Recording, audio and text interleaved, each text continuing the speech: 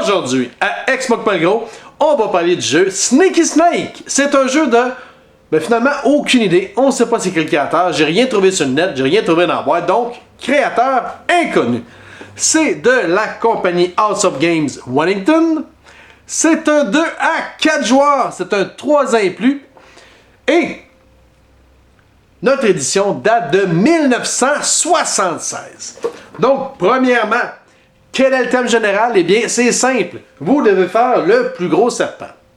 Comment gagner la partie? Vous avez deux façons. Soit vous jouez de la manière celui qui a le plus gros serpent, ou vous jouez de la manière celui qui a le plus de points en fin de partie.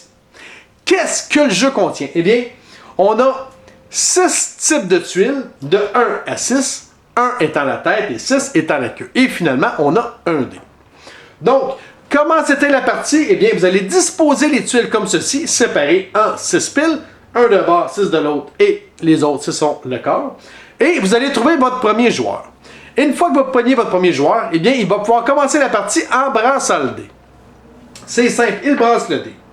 Si vous venez de commencer la partie, eh bien, le joueur doit absolument réussir à obtenir un 1 pour pouvoir ramasser la tête. Si vous obtenez autre chose qu'un 1, eh bien, vous passez au prochain joueur. C'est bien? Donc, vous jouez comme ça, à tour de rôle, vous avez brassé le dé. Si vous avez déjà réussi à avoir la tête, eh bien, votre prochain jet, si, admettons, vous obtenez 4, eh bien, vous allez prendre 4 pièces de corps du serpent. Donc, vous ne prenez pas de 1, vous ne prenez pas de 6, vous choisissez 4 tuiles parmi ceux qui représentent le corps du serpent. Donc, je décide de prendre 4 fois le 4, mettons. Okay. Comme ça, et je les ajoute à mon serpent. Si j'ai une tête et à mon tour, j'obtiens un autre 1, eh bien, je ne peux en aucun cas avoir 2 serpents de commencer en avant de moi. Donc, si j'obtiens 1, eh bien, je passe mon tour. Si j'obtiens 6, je vais devoir fermer mon serpent, que ça me plaise ou non. Une fois qu'un serpent est fermé, c'est à partir de ce moment-là que vous allez pouvoir obtenir un nouveau 1 pour pouvoir avoir une tête. C'est bien? Donc, vous jouez à votre tour, vous brassez un dé. Si vous obtenez, vous prenez une tête si vous n'avez pas déjà un serpent de commencer, sinon vous passez votre tour. Si vous prenez 2, 3, 4 ou 5, eh bien vous allez prendre 2, 3, 4 ou 5 parties de corps pour mettre sur votre serpent. Si vous obtenez un 6, eh bien vous fermez votre serpent en y opposant la queue numéro 6 et à partir de là, vous allez pouvoir commencer un nouveau serpent.